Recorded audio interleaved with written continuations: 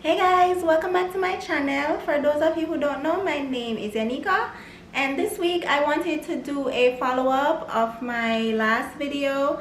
I had several people reaching out to me to say thanks for sharing my story, and it made them want to actually go to therapy and deal with their issues that they've been putting off. So I wanted to do a follow-up just to get more in depth with therapy. I feel like there's a lot of people who kind of view therapy as something for crazy people. They think you just go sit on a couch and talk to a shrink and all these things. But that's not necessarily what therapy is. At least that's not the kind of therapy I'm in. I'm sure some therapists are like that, but to me, those type of therapists aren't actually helping you.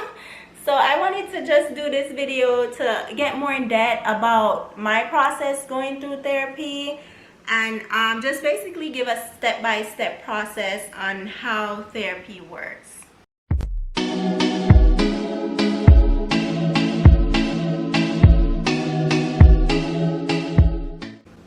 Okay guys, so the first step with therapy is, I guess, recognizing that you have an issue, right?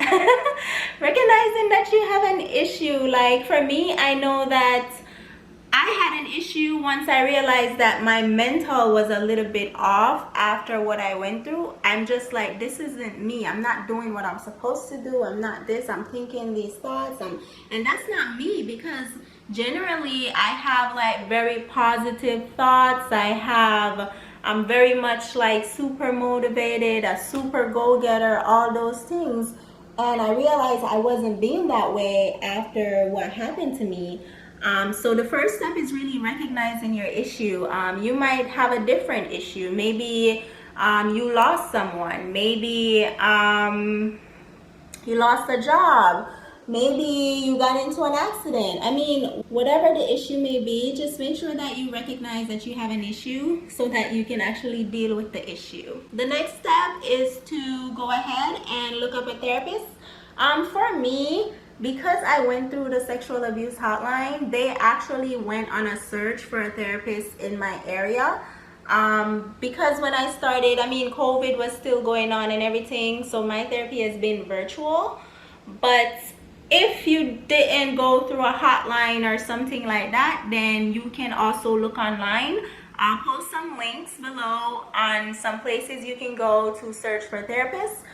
If you are Black, African American, Caribbean, whatever, there are sites specifically for Black therapists. I think it's best for Black people to use Black therapists because they can better relate to our issues, if that makes sense. So I'll post some links below that you guys can go to and find therapists. If you're going through a specific issue like substance abuse, sexual abuse, domestic abuse, you very well could get a free therapist. I know in law they say a free lawyer is no good, but at least from what I can tell so far with my therapist, like, I had one therapist before, like when I was in college one time, and she's like way better than that therapist.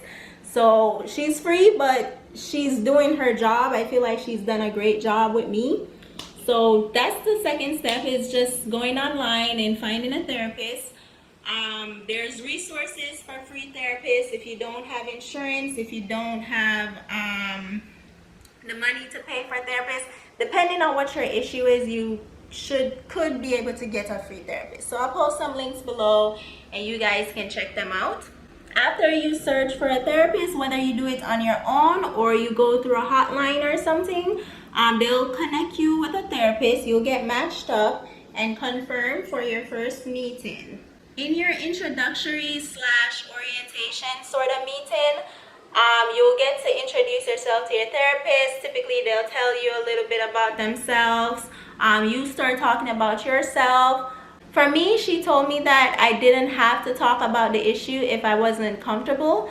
But for me, I felt like, you know, the only way I'm gonna get help is if my therapist understand what I went through and how it's affecting me, right? So I shared what I went through with her. So she basically listened to all that I went through. I mean, I gave her a little bit about my background. I mean, my therapist knows so much about me. I don't think nobody else knows this much about me, to be quite honest. But that first session, I just chose to like give her the rundown about me, all those good things. I mean, depending on the therapist, it may take 1 or 2 sessions to go through that process. The next step, at least in my process, is my therapist, after listening to everything that I said, she then gave me a questionnaire. It was very, very long. It took us like 2 sessions of like 2 45-minute sort of sessions to go through this whole list of questionnaires. There was so many questions, you guys. But basically what the therapist is trying to find out is where your head is at currently, and where you're trying to go. So she's gonna ask you all types of questions about your mood, about how you're feeling, about all these things, just to see even like your anxiety level, you know, your depression level, your emotional state, all those things. So she gave me a very, very, very long questionnaire. Some of them was like yes or no questions. Some of them was on a scale to like 1 to 10 questions, all types of questions. And so that's the next step. After the questionnaire, my therapist then went into giving me a treatment plan. So based on the results that she got, I guess she ran all the questions that I answered. They have softwares these days where they run it through a software and can basically tell you what you need to work on. And so after she did that, she was able to then come up with a treatment plan for me. And that treatment plan is basically based on what I told her of where I currently am and where I'm trying to go. The treatment plan is supposed to help me reach where I'm trying to go. So, you know, the fact that people think that therapist is just to sit on a couch and chat up, that's really not what therapy is. Your therapist is actually supposed to help you get to where you're trying to go. So I feel like my therapist has done a great job with that. But yeah, that's the next step, is having your treatment plan so that you can now start working out your problem. Now, once you're done with the treatment plan, the next step is probably the longest of the whole therapy process. That's the step that I'm currently in.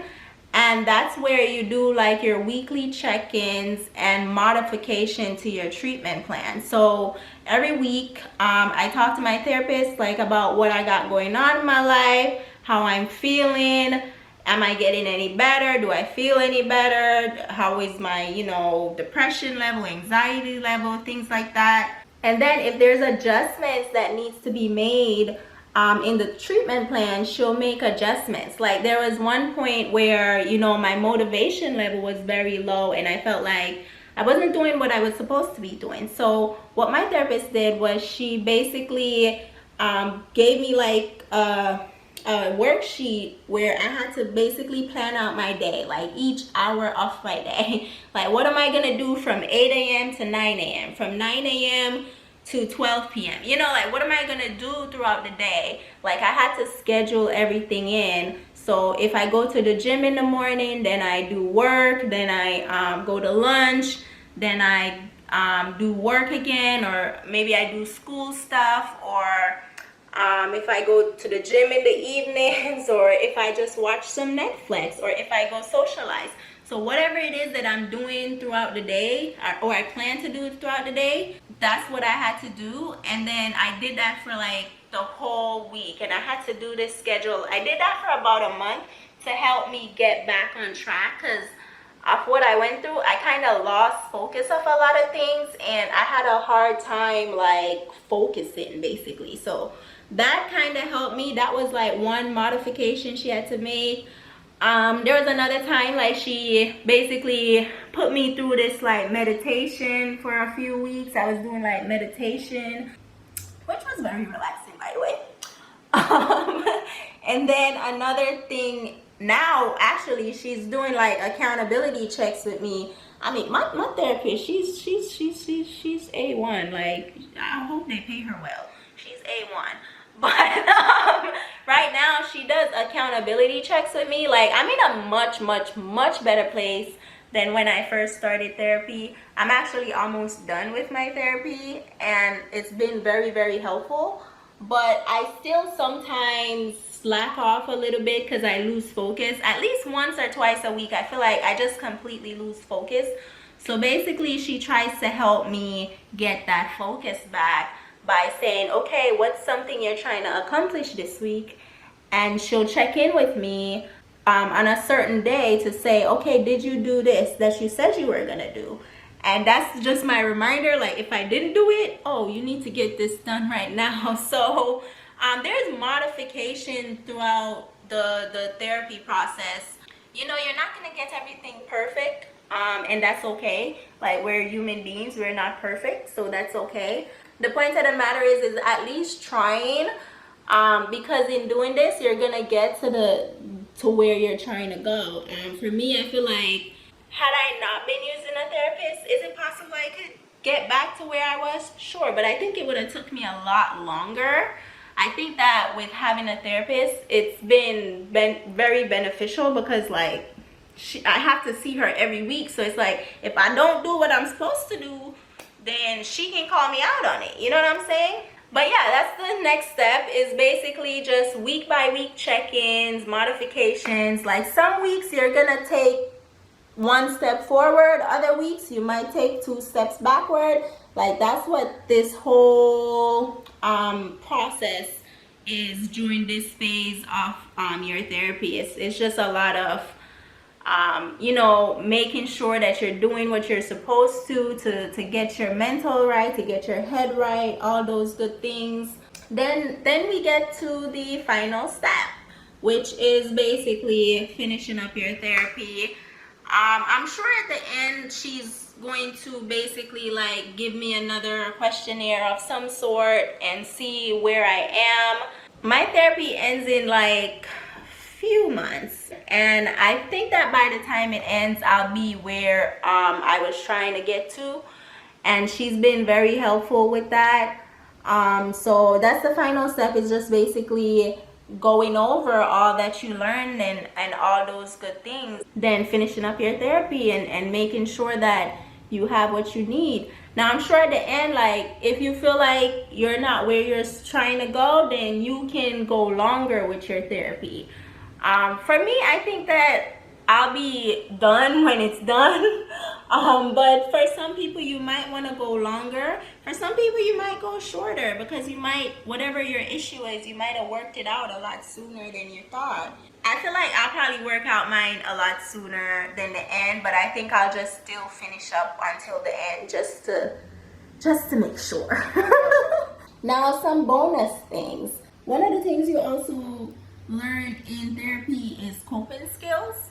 I know for me, one of the coping skills I learned in therapy when I was in college was to write stuff out. And I still use that to this day. I write a lot. Like, when stuff pisses me off, I have to just write. But one of my issues is sometimes I'm not supposed to send people what I'm writing down. I'm just supposed to write it down and keep it to myself. So I'm still a work in process, okay? I'm still a work in process. But it's a great coping skill. Like, once I write out what I'm trying to say, I feel so much better. I feel more, I'm back in my good mood once I let it all out, basically. Because one of the issues with why I went to therapy in college is I was one of those people who hold stuff in.